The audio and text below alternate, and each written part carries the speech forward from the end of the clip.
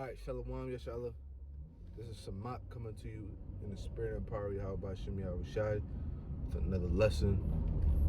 I'm going to give all praises, honor, and glory where they're due. It's unto Yahweh Shem Yahushai. And double honors to our apostles and our elders that taught us this truth. Starting from elder apostle Tahar on down.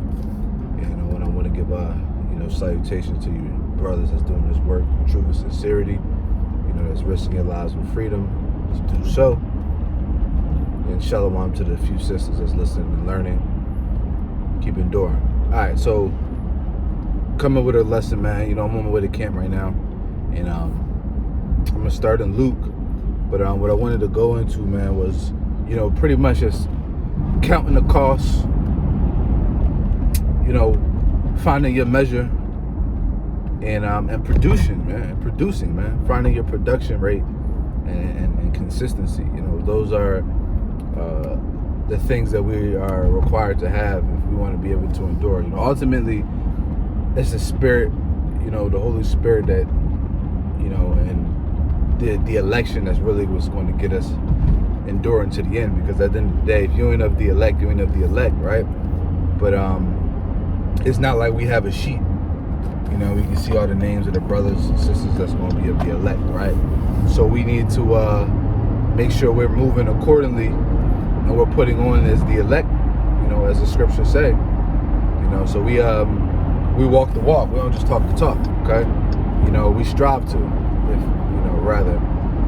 we strive to be of the elect. We strive to walk as the elect, to talk as the elect, all right? To move as the elect, to think as the elect. That's the whole purpose, in this walk of ours, because we're in grace, and that grace period is was keeping us from destruction. Ultimately, was keeping us from the Lord from just spewing us out. Hey, that's why it's a blessing every single day you wake up, man, and the Most High and take the Spirit from you.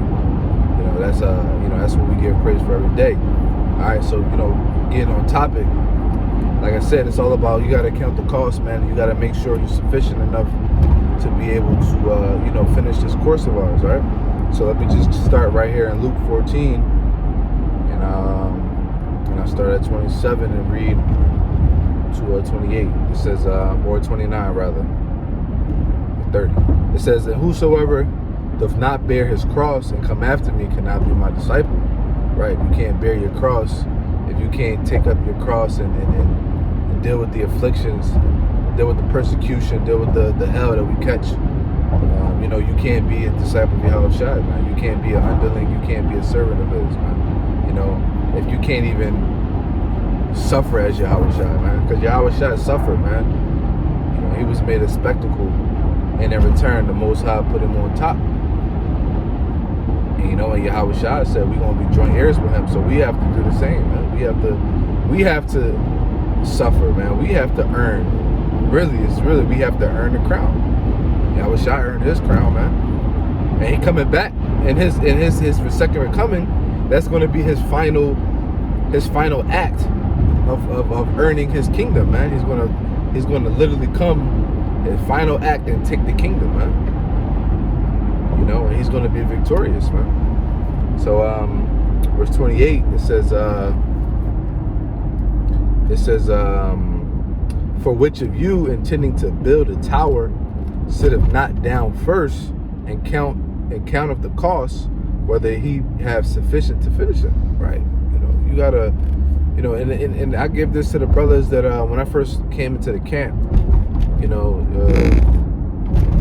the two brothers that was in the camp when I first came in, they told me, they was like, they told me and my brothers, they was like, listen, before we even crossed the line, I think it might have been the first time we met the brothers. It might have been the first or the second time, but it was definitely before we even crossed over. The brothers told us, they said, listen, you coming to do this work, once you put your hand to the plow, man, ain't no turning back, because Yahushua said, whoso putteth his hand to the plow looking back, or turneth back, it's not fit for the kingdom, man, because basically you committed to doing a job, a necessary job at that, and then you just don't finish, man. That's like a surgeon taking on a case of a trauma, right? You know, somebody who's fucked up on the verge of death, they need immediate trauma, right? They need a trauma surgeon. And that surgeon, you know, he accepts the case. He takes the responsibility and he goes into the OR. And halfway through the surgery, he quits, man. I can't do this, man. And he walks away from the table, and now you got this guy, this patient that's bleeding out. You know, stats are dropping. You know, he's dying on the table because the surgeon couldn't finish it, man. You know, so, and he ain't fit. He's not fit for the job, man. So he doesn't get the glory that comes with the job, man. You know, and there's a lot of glory that comes with that job, carnally speaking, man. Which is an example, you know, on a carnal level. And it's the same thing for us, but on a much higher level, man. We put our hands to this plow to do this work, right? And we going through shit, because we all go through shit, man. No matter, I don't care who you are. You know, we all go through shit, man. And hey, and at the end of the day, and I'm speaking from experience, man. There's somebody out there that's doing fucking 3 times worse than you, man. And you bitching and complaining about little shit. Hey, the Lord be taking care of us, man. And hey, listen, I go through my shit, man. I personally go through my shit, man. And to me, my shit be bad. But then I think about it, and I really, you know, and I look back and I'm like, damn, bro, I've been going through the same shit for a long time. But, you know, let's say it's financially, I've been going through this shit for a long time, bro. But yo, I'm looking back like, damn, bro, every month the Lord been paying my bills though. I've been struggling, but damn, bro, my mortgage was never late, man. My fucking lights, you know what I mean? My utilities was paid, bro. My phone bill was paid. I had enough money to go to the market and get food. Fuck, bro. Like, yo, the Lord take care of his men, bro. So we understand that it's hell that comes with this thing, man. You know, everybody going through shit, man. Even people in the world going through shit, man. And the people in the world don't have no hope, but we have hope, man. So we don't got time to be bitching and complaining and being in a woe is me spirit, man. That shit is dead, bro. And like I said, I'm speaking from experience, man. I've been there, bro, for a long time, man.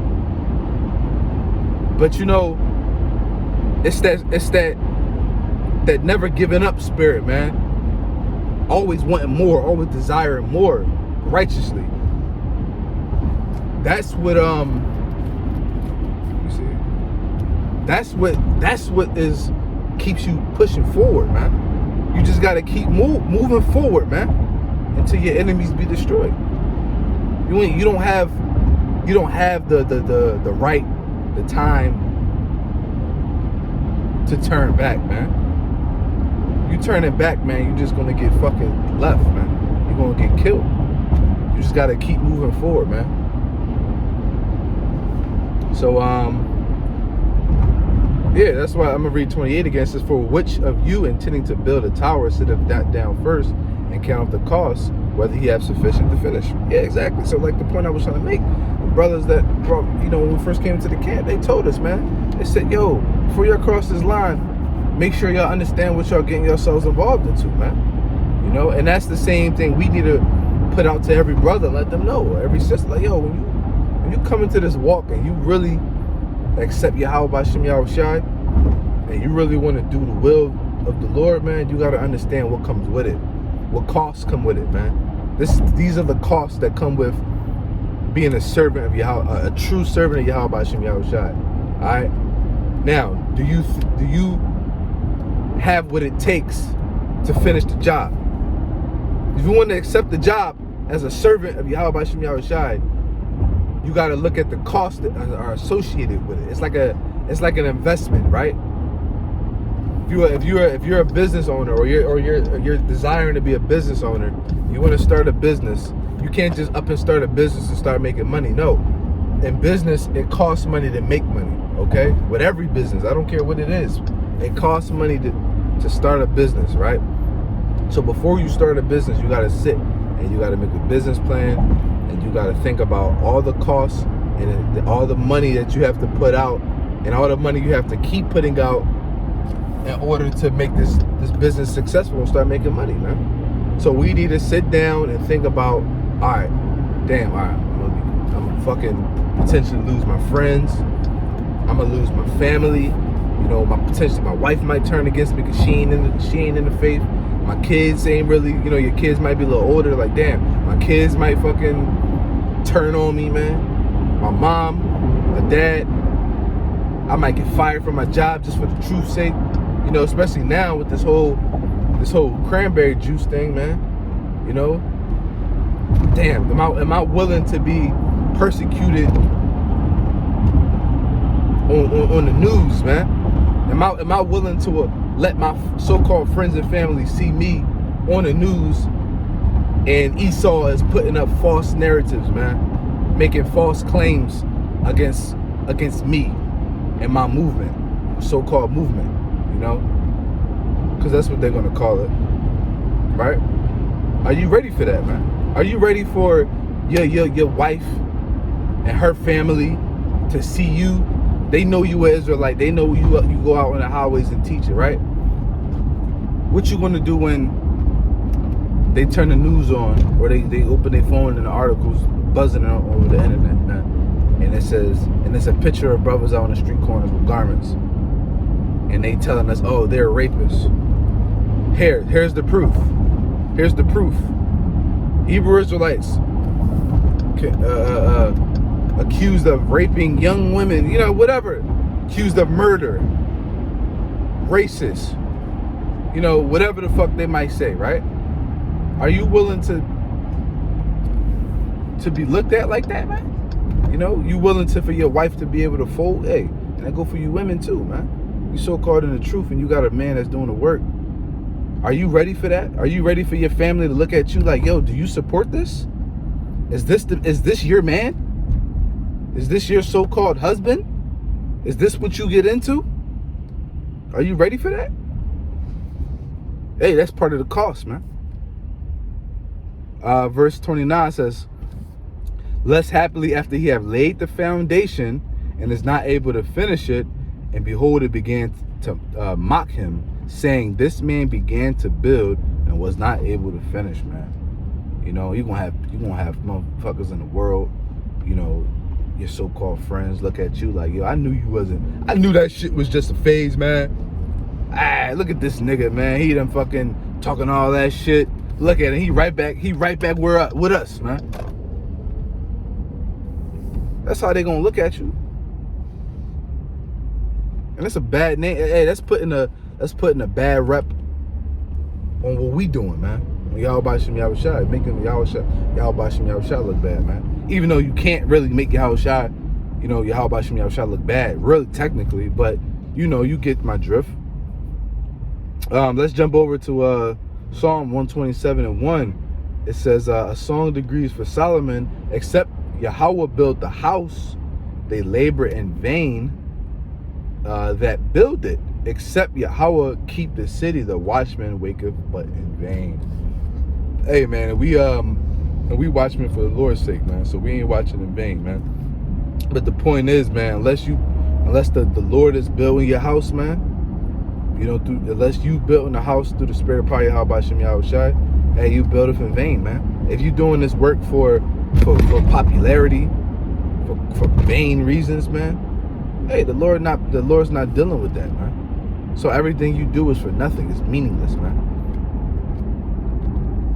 All because of your mindset, man. 10 years of doing the work could be for nothing. And that's just the fact of it, man. You know, 1 Corinthians 13. All right? It goes into that. Don't matter how much you know, how much work you've done. If you're doing it in vain, man. I mean, if you're doing it for illicit, carnal reasons, man, the Lord ain't dealing with it, man. It's for nothing. You know, and and I'm gonna end off here. This is Matthew 14:24-13. It says, but he that shall endure unto the end, the same shall be saved, man. And that's it, bro. That's the only way you're gonna be saved, man, is if you endure unto the end. So, you know, it don't matter if you get 98% through, 99% through. You got to make it to 100%, man. You got to make it to them chariots. You ain't delivered. You ain't safe. You ain't You ain't confirmed, you ain't verified, nothing until you make it into them chariots, man. I don't care if you keep the faith all the way through Jacob's trouble. You see your house shot crack the sky, whatever. If you know what I mean, if you fold at that last end, that last moment, if you fold, man, it's over, man. That's why we gotta pray for the spirit, man. That's why we need the spirit of Yahweh Shemel Shai, man. We gotta constantly be in that spirit of hardness and endurance, man, and just getting the fuck over it, man. Anything you're going through, just get over it, bro.